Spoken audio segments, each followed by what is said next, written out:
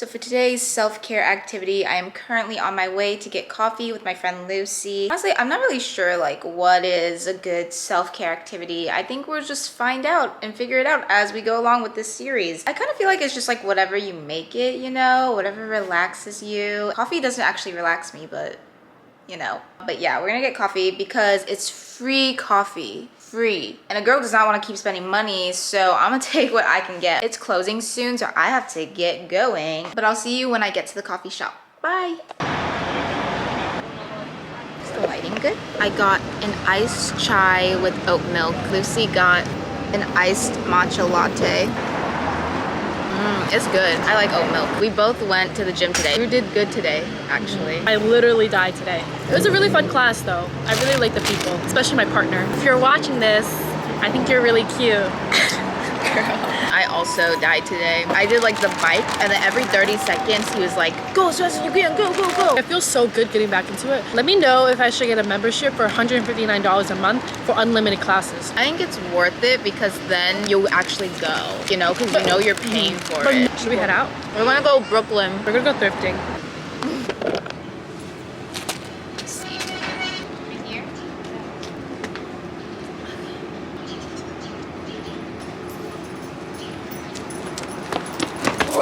Oh my god. Sorry about that. This is what we did. This is one of the exercises. So this is what we did. Like you hold her neck and you go like this. Oh my god, my nipple. We are in Brooklyn on our way to thrift. I just bought this jacket. She just thrifted. She just thrifted this. This was 20 and the denim jacket was 10. Yeah, it's a pretty good deal. Everything is expensive AF here. We're going to L Train. L Train's expensive too though.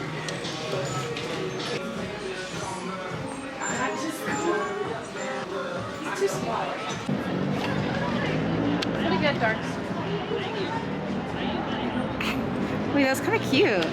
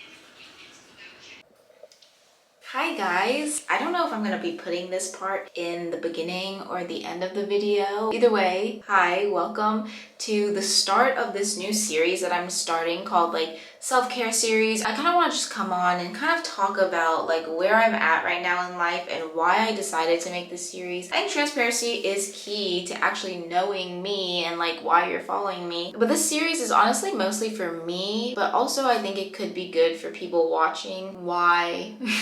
Why do I need this right now in my life? So as many of you may know, I moved to New York in August, which feels like it's been a long time. And I thought that I adjusted really well, but as time goes on, I'm realizing that I am still learning a lot of new things every day. And especially coming from the Midwest, literally super different, I think adjusting is a lot harder, and like figuring out the culture and the environment of New York City is crazy to say the least. Especially being an influencer in New York City, let me tell you. I remember I had a fellow influencer friend ask me recently what I do to take care of my mental health, and I realized that I could not answer the question. Like, I did not know what I was doing to take care of my mental health. I don't think I was doing anything, and to be honest, I think I was doing the opposite and just doing a lot of self-destructive things, which we'll get into later. So I realized, you know, I am not doing anything to take care of my mental health, which is why I really want to start getting into self-care more. I am all about self-care. I'm all about mental health. Ever since moving to the city, I don't think I've really done some wholesome self-care things for myself, and I really need to start doing it. Being an influencer in the city is honestly, you guys, like super difficult on me and like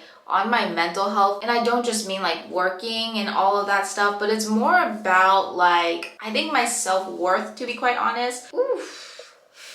I realize a lot of the relationships I built here in the city and a lot of the people I meet are through my following and my social media, which is great. Like, I love connecting with people, but then it really makes you wonder, like, if you would really be friends with these people, or would these people treat you the same way if you didn't even have this following? There have been multiple occasions where people have used me for my following, or it's very obvious that people only want to connect with me with my following. And I understand that connecting with people and networking is great, but there's a difference between connecting with people and just using people. And when I was living in the Midwest, I never really experienced any of that because I didn't really know influencers there. I didn't really go outside that much for people to even talk to me.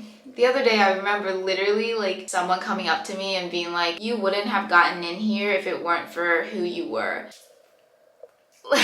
Like, I know that they meant that in like not a bad way, but it just kind of hurts your heart to hear that. I don't know. And I was doing a lot of reflecting this past month, and I realized like everything I was doing was so self-destructive. If you know me in person, you know that I am super reserved. I have like this wall up, and I do not ever let people know how I'm feeling ever, or if I am hurt or anything. It will all just like build up inside me until I like fully explode and go crazy. And I'm starting to realize now that that's not a good thing, because when I explode, let me tell you, it's crazy. It's crazy. Last semester, I was going through it for sure. And honestly, I really thought that I had gotten over it or I had healed myself, but I'm starting to realize that I did not heal myself at all, and I'm mostly just doing things to avoid my problems rather than like solve them, you know what I'm saying?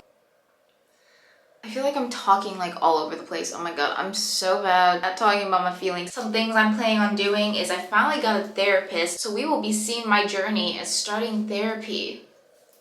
Yes. I'm gonna probably bake more. I'm gonna do a lot of wholesome activities, because something about me that I do not show on social media is that I party.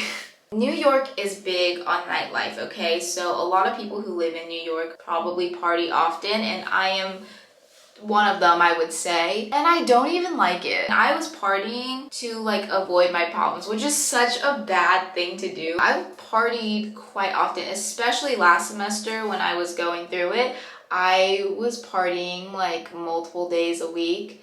Every week, girl. I'm starting to realize that every time I go out, I just feel even more miserable. Another thing in my self-care routine is not something I'm going to do, but something I'm going to stop doing, which is stop partying. I'm gonna be just a wholesome girl. I'm gonna live a wholesome, like super calming, aesthetic, settled life from now on, because that is what I want in life, okay? I want to be wholesome. I want to bake cookies and give them to my neighbors or something. I need to stop putting up a wall. Probably after my therapy sessions, I'm just gonna be spilling out every problem, to be honest. I'm gonna start having to do it because I literally don't talk about my emotions at all. But this is a new Charlize, okay? And I hope you guys really enjoy this series and get something from this series, because I think self-care is super important. Your mental health is super important. Making sure you're doing things that are making you happy, making sure you feel relaxed and you take time for yourself. And we're gonna grow together. We're going to figure out what self-care really is together. Don't forget to like, comment, and subscribe. That would mean the world to me. I love and support you all, and you'll see me next time I post my video.